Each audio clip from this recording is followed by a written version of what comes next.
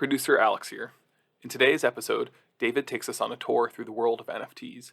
His guest is Carmen Aguirre, an artist, entrepreneur, and medical student at the University of Minnesota. She creates NFTs to raise awareness for mental health, demonstrating the power of technology to promote health and well-being. What is an NFT? If you're a Zoomer whose life has lived between TikTok and Twitch and for whom words like Yeet and Dogecoin make perfect sense, this intro is not for you. For the rest of us, NFT stands for non-fungible token. To understand what that means, remember your first weeks of Econ 101. A good is described as fungible when it is wholly interchangeable with other goods of the same kind. Think of commodities like wheat or gold. Commodity markets treat your bushel of wheat the same as my bushel. Your barrel of oil is no different than mine. Cryptocurrencies are another fungible asset class. One Bitcoin or Ether or Litecoin is the same as any other. Got it? Now back to NFTs. NFTs, being non-fungible, are the opposite of the scenario described before. NFTs rely on blockchain technology to store and certify their contents. The owner of an NFT is the unique owner of that asset, which is not interchangeable with any other of its kind. NFTs can be songs or videos or tweets or digital art. If you can encode it, it can be turned into an NFT. Often, these NFTs are accessible to the public, yet their ownership remains uniquely tethered to a single entity, a contractual arrangement undergirded by blockchain. This is a huge new market, with billions of dollars spent this year alone on the purchase of NFTs. Carmen does a wonderful job describing her foray into this world and the work she's doing to promote mental health. Enjoy today's episode. Hello and welcome to the Medicine and Machine Learning Podcast. I'm your host, David Wu, and this week we have a very special episode. We interview Carmen Aguirre, a fourth-year medical student who is also a VJ or visual jockey, as well as an NFT artist. Carmen began selling her NFT art earlier this year to raise money for mental health awareness and has already been very successful. She's even been able to pay off her med school tuition using her NFT art sales. It's very impressive how Carmen is able to balance and synergize her medical education, her artistic pursuits, and her business acumen. If you're looking for an inspirational episode on how to hustle using the talents you've been given, this episode is for you. Enjoy.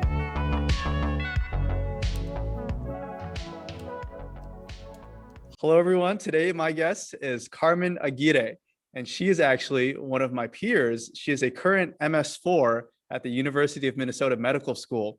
And interestingly, the way that we met was we happened to have a class together. And Carmen's a very interesting person. She's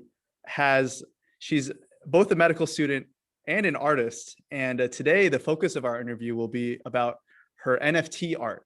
And so for those of you who don't, maybe Carmen, if you could just kind of give us a brief primer on NFT art and your involvement with raising money for like mental health awareness, and kind of just tell your story. Yeah, sure. Did you want me to give a little recap of what an NFT is first, or should I just hop into? Maybe start with what it is and then kind of how you got involved with it. Okay, so I'll be as brief as possible, but non-fungible tokens, that's what NFT stands for. Basically, the simplest way I can explain what an NFT is when you when you're thinking about an asset, you're either thinking about something that is fungible or non-fungible. Fungible is something like currency, like Bitcoin or US dollars. Those are all fungible. And that means that if you've got a US dollar and I've got a US dollar, they're worth the same thing. Non-fungible is a little bit different. It's an asset that we can't quite quantify and compare. So an example would be an artwork from an artist. If you own an artwork from an artist and I own an artwork for an artist, they're not going to be worth the exact same thing. They're going to be worth different things based on the market value, based on how much somebody wants that asset. And that's what makes it a non-fungible asset. So a non-fungible token is basically what that means is somebody's taken an artwork and they're minting it, which I'll explain what that is in a second, onto a blockchain. So minting is just as it sounds, like the way you would mint a coin. You would stamp a coin and it would then become, instead of a chunk of metal, it would become a quarter. You're doing the exact same thing with NFTs. You're on the blockchain, you're taking a token and you're attaching an artwork to it permanently. And now that token is going to be recognized as an NFT. So hopefully that's a really quick overview on what NFTs are. I try to keep it super brief, but I want to make sure that people know what the heck we're talking about. So yeah, that's what an NFT is. My involvement in the NFT community started in January. I was in Of this a year? of this year. Wow. I was in a rotation for, I think this was in the, it was, I'm not going to say the hospital, but it was an acute care rotation. And we were seeing, because of COVID, an increase in the number of kids that were coming in with mental health illness.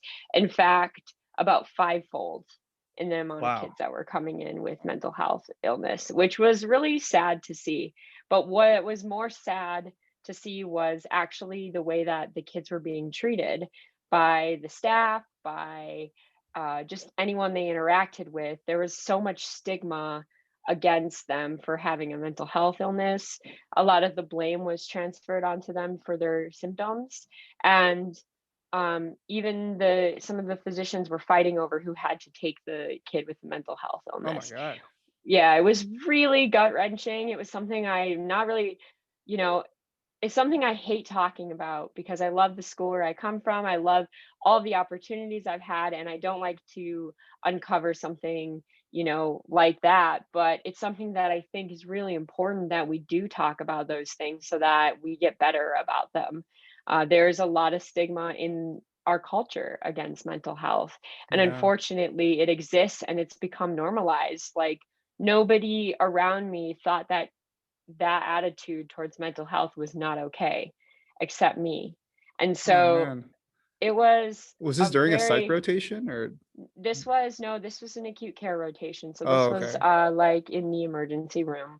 It's really sad. And yeah, it was really sad. And as I spoke about my experience in psych class, a lot of people had really similar experiences. So I think it's not really necessary to blame on the individuals, but rather the culture that we live in and the stigma that exists around mental health. And I think the only way to combat that or to make things better is by changing the dialogue we use around mental health and really talking more about it. So this is why I talk about it. It's a dark thing that really inspired me because I wanted to do something about it. And my way of doing something about it wasn't, I'm going to change the world, because I didn't think that. I just thought, well, I need to express what I'm feeling, and want to put it out there so other people that feel the way I feel about this topic, or that are experiencing mental health, can feel like they're not alone with the way they feel. So I started making artwork about mental health. And as I found the NFT world, I thought this is a great opportunity. Not necessarily was I ever planning on raising loads of money for charity or making money or anything like that, but I wanted to just open dialogue around mental health. And I thought, if I create this artwork, I can host rooms and we can talk about topics around mental health, and maybe there'll be a little more clarity and a little more discussion around how we should do better. And so that was really my goal. That's how I became involved in the NFT community. And yeah, it just turned into something I never thought it even could. So yeah, that's like a brief overview of that. And I guess to clarify for our listeners, when you say community, you mean like, people on Clubhouse, Discord rooms. Like, could you kind of describe the community and Sure, also how you yeah. found it? Yeah. I'm specifically the most involved with Clubhouse, with the NFT community in Clubhouse. But when I speak about NFT community, I speak about anyone that's making NFTs, anyone that goes to conferences around NFTs, that maybe holds Twitter spaces or Discord spaces around NFTs, anybody that's involved minting NFTs. Really, just that's what I mean by the community. But yeah, if I speak about my specific community that I've created, it's mainly in Clubhouse and Discord. So those are really the two communities where you can host rooms and do lots of amazing things in terms of reach. Yeah, I was wondering, could you walk us through the process of I guess, creating a piece of work and then sharing it with the NFT community? Yeah, sure. Uh, well, I think when we talk about creating it, I mean, a lot of the NFT artwork I create is very different from client work that I do. So I also do, I should have mentioned this before, but I also do animation Oh yeah, yeah. and art for visuals for live events. I also do like contracted work for graphic design and contracted work for animation. There you're working for a client, and the NFT community is really the first time where visual artists have had the opportunity to work for themselves and make their own ideas. So the process for me has really changed a lot. Before I would look at a prompt, write down ideas, come up with things that I think would be cool. And this is different. I have to come up with everything from the start to finish, the entire idea for what I want to do. So that's where I start. I start in idea phase, and it starts with really rough sketches on like a notepad that might be coming up with how the drop would be structured, how that project is going to have utility in future for the collectors that collect your work, coming up with really a roadmap, as they call it, of where that project is headed, what other drops you're going to do in future for it, and the how you're going to build that concept out. So it starts with an idea, and then it go to the drawing board and come up with characters or um, environments and things that I want to use for this. And then I start to put them together and come up with, okay, these are going to be the NFTs that I sell, and each one of them are going to represent XYZ, and really come up with that structure. And then when you kind of work on the art and finish the art, then goes to the animation phase. That's where you really bring things to life and bring your emotion to life of your drawings. So that's really the process that I go through. And from there, then once you finish the animation, then it goes into the minting phase, which Wait, is so the animation is, what do you mean by animation? Is it like a moving image or? yeah. I take my hand drawn 2D images and I animate them in an animation program. Oh wow. So, and then I typically do pieces that are animated.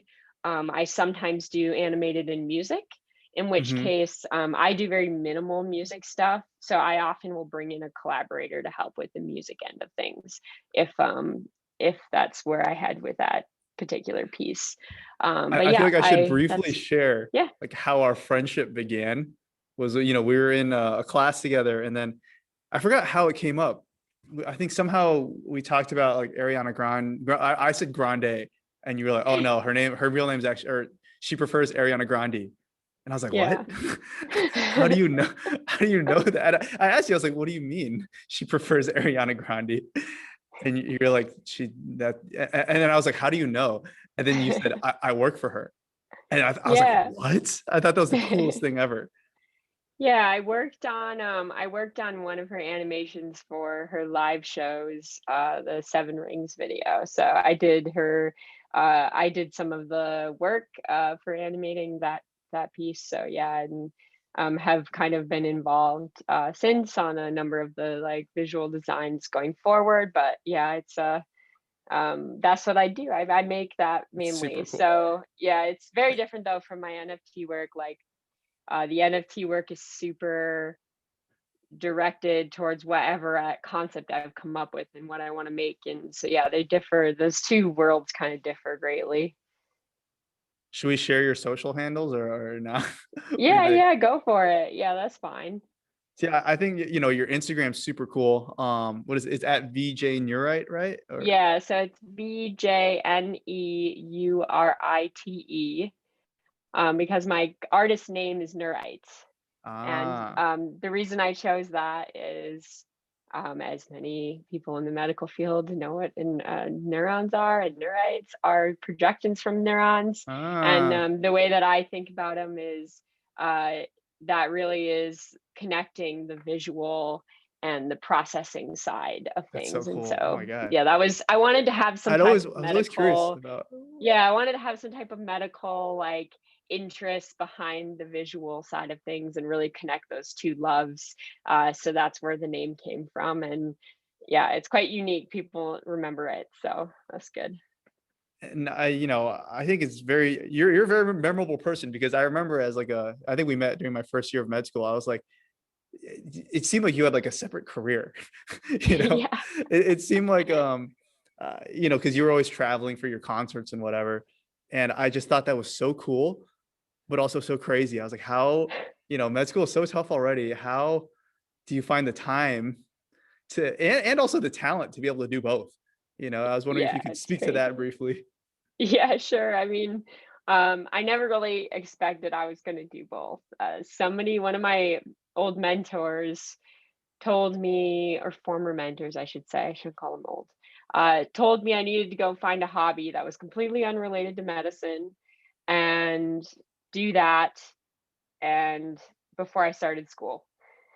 So I thought, all right, I'm gonna do something in like music because I like music, and I'm gonna start with just driving artists around for the local club, and um, yeah, You just drove them around? I would just pick them up from the airport, drive them to the show, get to go attend the show, and hang out with them, and that was kind of fun, like. How'd So you get that that was job? just knowing, you meet people, networking, That's so awesome. So yeah, that was Wow. a job I did like right before starting med school, and in that process, I met a VJ that was working on a tour. He showed me a couple things, and I was like, "That's really cool." Kind of forgot about it for like 6 months, Wait, does and then VJ stand for visual something? jockey, yeah, visual Oh, jockey, DJ VJ. yeah, Oh my God, that's yeah, so DJ cool. VJ. So Oh yeah, wow. yeah, so I met a VJ. He showed me some stuff. I kind of forgot about it for a while, and then I came back to it. Like he was doing a show in town, and he was like, "Do you want to come VJ and like try it out? I'll like set you up separately, and I'll just cut you in for little moments. So like, don't worry if What? you mess up." And like, Dude. so he set me up, and I tried it out, and I loved it, and I thought it was so cool. So that's how I started, and uh, like pretty crazy like progression with that. I very quickly kind of climbed into working with some dubstep artists and working at some major festivals, and then kind of got into doing stuff with some pop artists more recently. But yeah, it was a crazy experience. I'm in med school. I'm flying every weekend out to shows to VJ. Like, didn't expect that was ever going to be a thing. So it definitely came out of nowhere. Like That's so I thought it cool. was going to be a hobby, and it ended up being uh, my income that I was making. So that was really yeah, that was really the start. It wasn't quite enough money to cover is enough money to cover all my living expenses, and I was able to buy myself a house, and that was really great. What? But wasn't In I didn't pay Minneapolis? yeah, but didn't have like enough to quite Dude, that's I awesome. fully paid tuition. I was still borrowing some money, and um then yeah, that kind of changed after I got more serious in that career, and yeah, it was quick climb up, and then NFTs came along, which kind of happened at a convenient time in terms of like the live industry quieted down quite a lot. VJing was not really a thing for the last year during COVID. So my clientele for live animation pretty much went to nothing.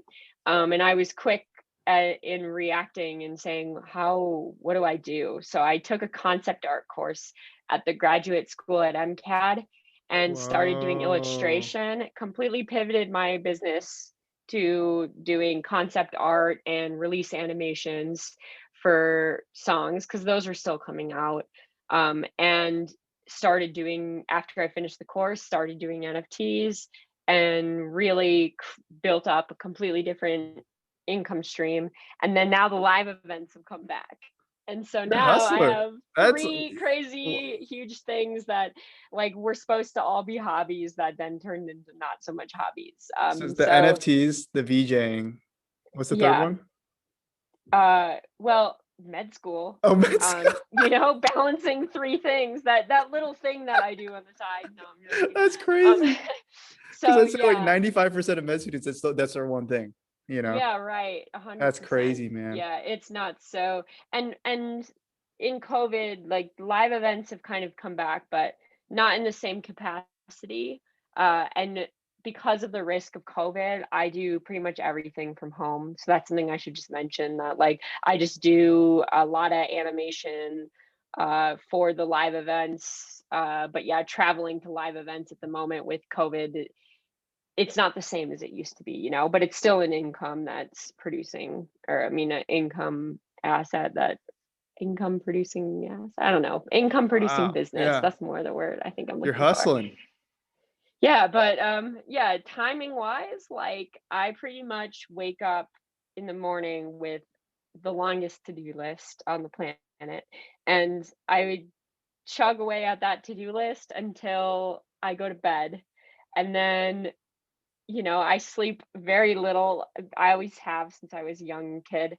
So I sleep very little. I wake up and I do the task list again. So I don't really Yeah. go do crazy stuff on the weekends with friends. And I work is my life. So that's something to like, I think is important to like say, because like some people would be like, oh my god, how is it even possible? It's like, wow, I bet if you stopped hanging out with your friends and did all of, like cut out all the stuff you do that's fun in your life, Maybe if you you probably started could do what I working. do. But yeah, if all you did was work, you'd probably manage to do all the things that I do on a daily basis. Yeah. If you stopped enjoying yourself. Stopped and done. No, I enjoy myself. I like working. But yeah, I'm a workaholic, and like I work really hard to make sure I don't drop any of the things that I'm juggling. So yeah, it's not something I necessarily like recommend for everyone. Like it really, like if it works for you, it works for you. And it works for me, but I don't think this like lifestyle would work for most people. Yeah. Yeah, that's yeah. I mean, like I think it's so impressive that you can balance these three different things that for some most people is just the only thing. Um, would you say like what are your biggest hurdles like in this process or in your day to day? Yeah, well, definitely time management is a huge hurdle. Like I have to have checklists for everything. Like I literally have a huge checklist that I put everything down. If I need to call someone, I put it down. Like so yeah, that I can't really slip up on that. And if I slip up on that, everything starts to fall out of place. So that's a hurdle, just like managing that. Another like big hurdle is just getting over creative blocks. Like sometimes Mm, you do not feel creative, and that's not great when you have a creative deadline.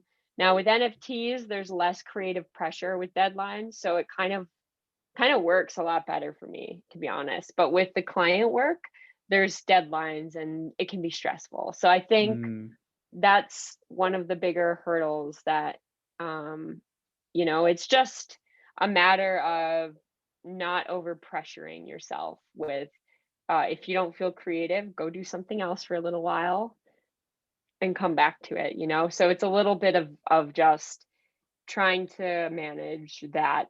It's the tricky thing when your income relies on your creativity. So that's one. And then like I said before, like it can be really hard when you work every weekend and you have all of this on when life events happen. mm. So friends will get married. They want me to be in the wedding.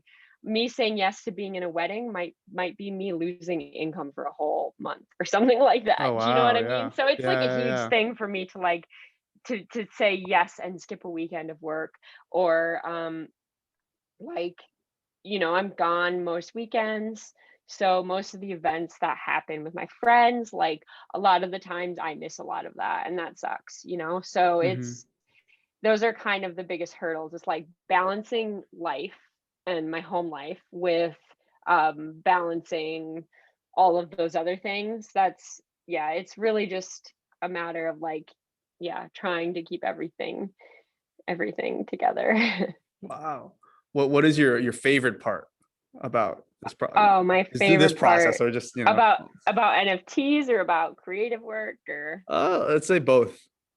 okay, I think as a general statement with both lumped together, it would be the effect on my mental health. Like when I started medical school my first year, I wasn't really fully a VJ yet. Remember I was kind of just starting out learning how to Hmm. VJ, and my mental health was horrible. The stress of med school, the stress of hanging out with all friends that all they talked about was the stressfulness of Yeah. med school. Yeah. It was a lot and it really took a toll on me. And I was finding myself, um, a lot of the med students in their first year, they fall to like drinking or they fall to like some kind of fun release, and like, Yeah, not always and healthy. Yeah.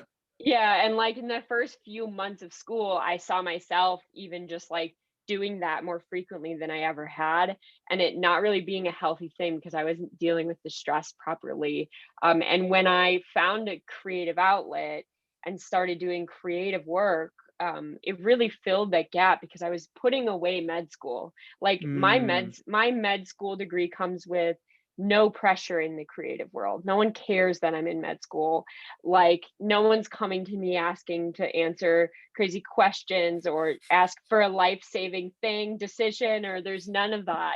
So I think like, if I mess up on the visual side of things, the worst thing that happens is like a client doesn't get their artwork or like, the show doesn't look as good as it could have looked. Like those are the scariest things that happen in the visual world. Where like in medicine, if you mess up, people can die, mm, like so I think like the pressure is very different and it's a really nice release to like have your mind be completely somewhere else and then yeah. refresh completely, and then when I come back to studying, I'm really there. I've Mm, gotten a break. I'm not, oh, dreading to learn about cardiomyopathy or whatever, yeah, yeah, like yeah. it's just, yeah, I'm like, I'm here and present. And so I think that's probably one of my favorite things about all of it. And then just like creating art in general is just really awesome. Like it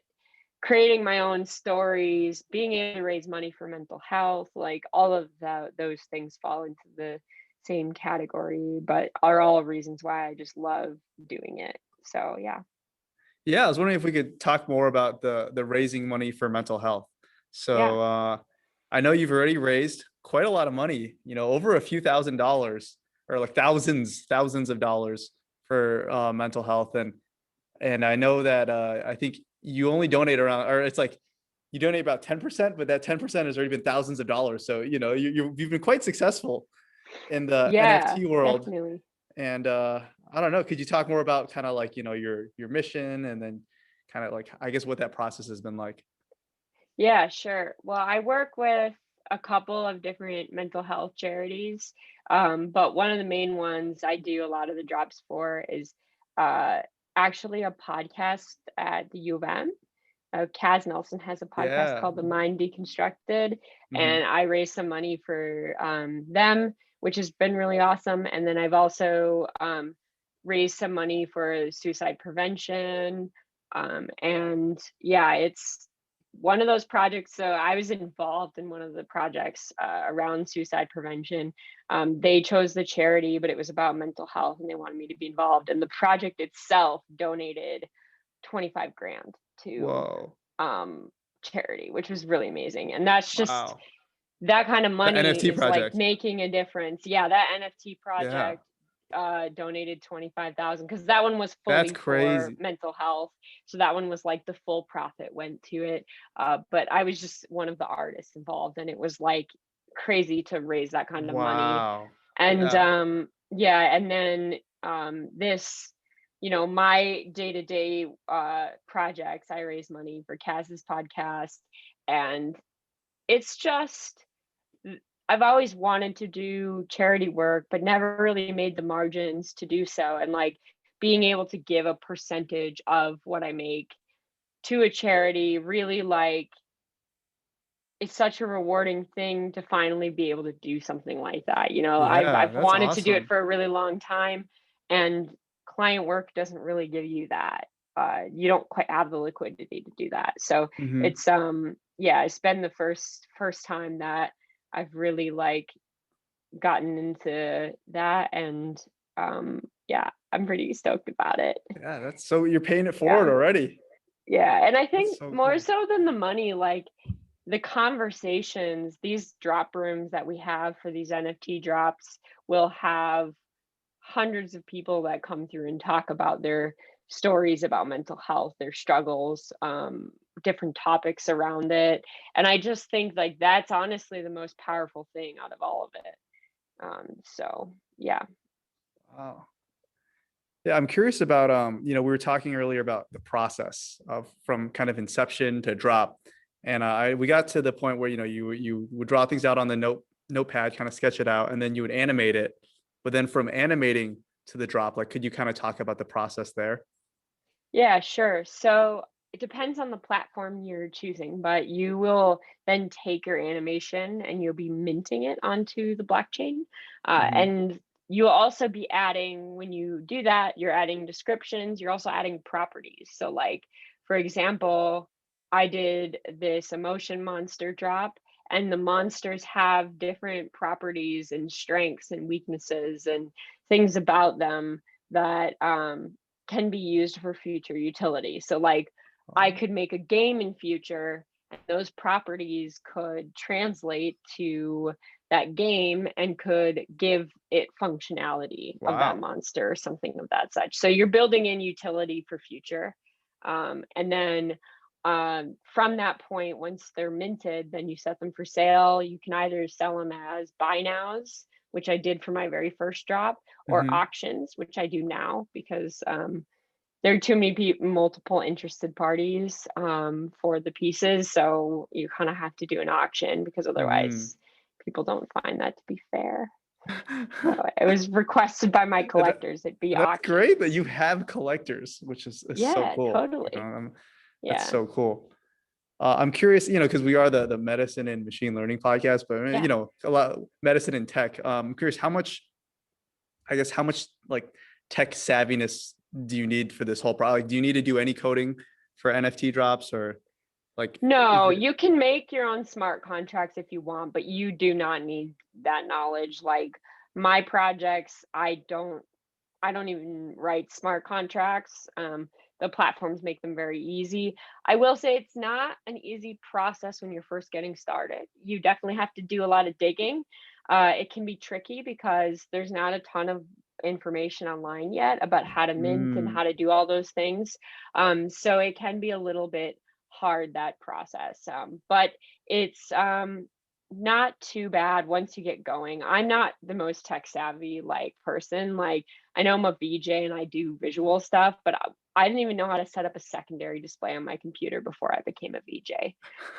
So that's, if that gives you some context that's about where crazy. my tech knowledge is at.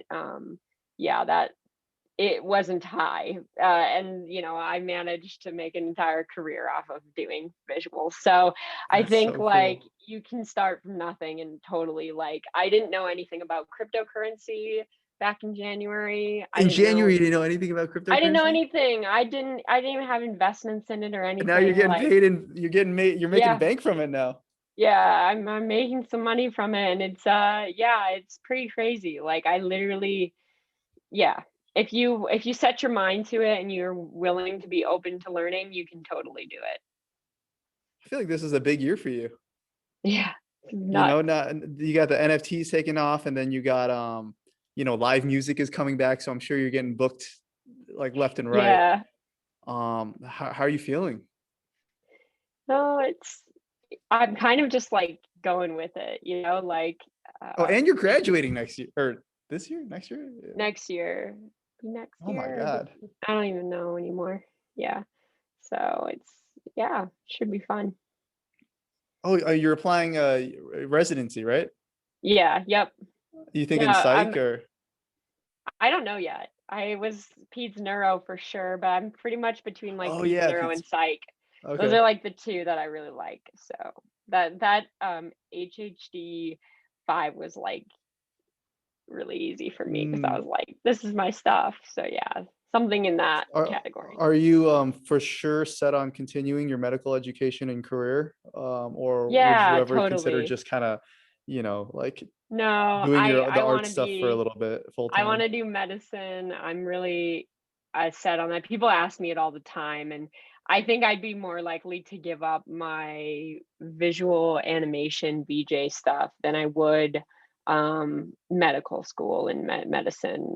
So Mm, yeah, if it came down to it, I would probably, if I had to kick one off the plate, it would be that one, and I would keep doing the NFTs and medicine. So we'll see. mm. Why is that? Why would you kick that one off the plate? Because traveling is a lot. Mhm. And I sometimes it might be nice to be home, but yeah, What are some traveling, of the clients that you've worked for? oh my gosh, I don't even know. I'd have to look at a list. What are some of your favorite besides Ariana Well, Grande? my favorite are gonna be probably the dubstep artists. So like Mm, Virtual Riot and Barely Alive are two that I tour with regularly. They're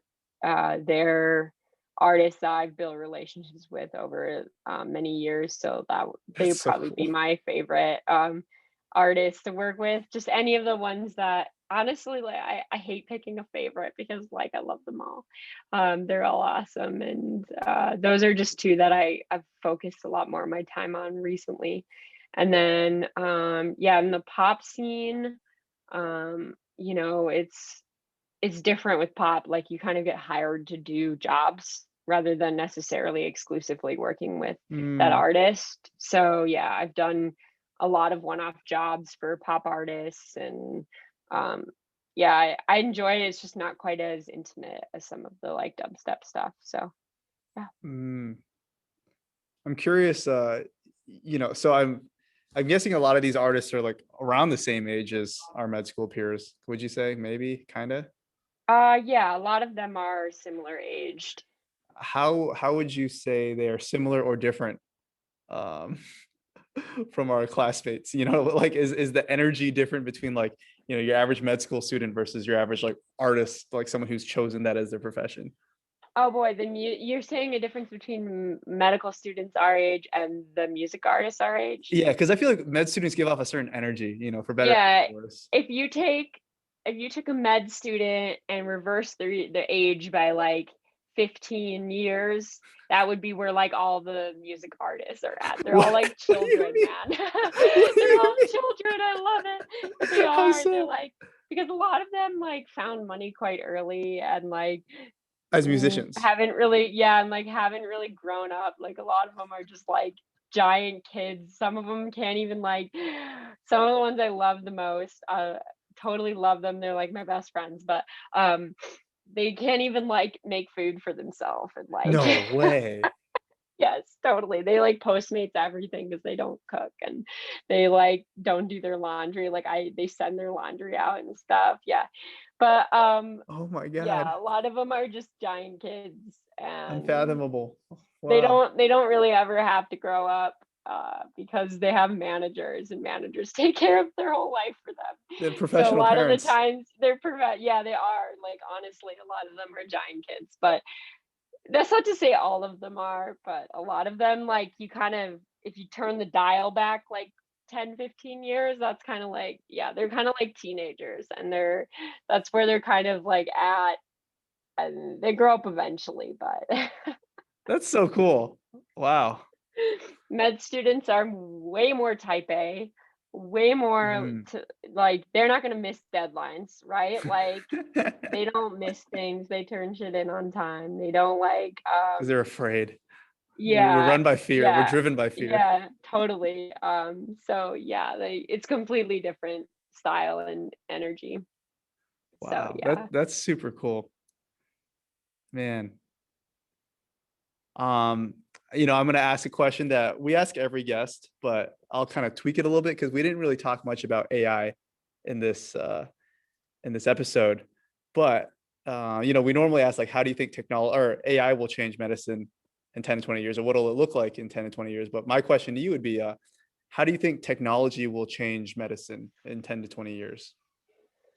Oh wow. Well, I think the biggest advantage So, like, AI specifically started in the 50s, kind of grew in popularity in like the 80s. And now we're seeing it to be more applied into medicine, but that was only recent, like in the 2000s, that started happening. But I do see a lot of application for it with primary care. I see a lot, like in terms of mental stuff, primary care and treatment for patients that um, are suffering from mental health. I see a lot of application for it in physical form for surgeries and things of that such. We already see a little bit of it um, with like diagnosing and things like pre-diagnosis and triaging. So I think we're going to see it play a lot bigger of a role, and I'm really excited about it because I think the medical field is overrun right now. I think that as we use more technology, we actually will save money, Mhm. and that will hopefully drive down some prices of some of the things Yeah. that we have to pay for. And so I think there's a lot of really good application for what we are going to see with it. So yeah. This is our last question. Okay, cool. If you could give yourself one piece of advice, uh, 10 years ago to yourself 10 years ago, what would you tell yourself? Oh boy. My last piece of advice. What would I tell myself when I was 20? I would say don't have too much. Sorry. I would say, okay, we'll start over. If I had to go back and tell myself in my 20s something, I think I would probably tell myself that it's okay if you want to do something creative, because I was kind of always led under the impression that if I did a creative job that I would be poor and have no money. And it's not to say that it would have changed me going into medicine, because it wouldn't have, but I think I would have felt a lot less guilty about wanting to have creativity play a bigger part in my life, and it ended up playing a huge role in my life now. Right? But, Yeah. like, I found my way back, but I felt a lot of guilt and really pushed it aside when I was younger, because of that. So that's something I think I would have told myself early on, that yeah, that's pretty much it. Awesome. Well, thanks so much, Carmen. It was such a pleasure having you on our show today. And I guess to our listeners, check out her work at VJ Neurite, right? So Yeah, yeah, thank you sweet. so much.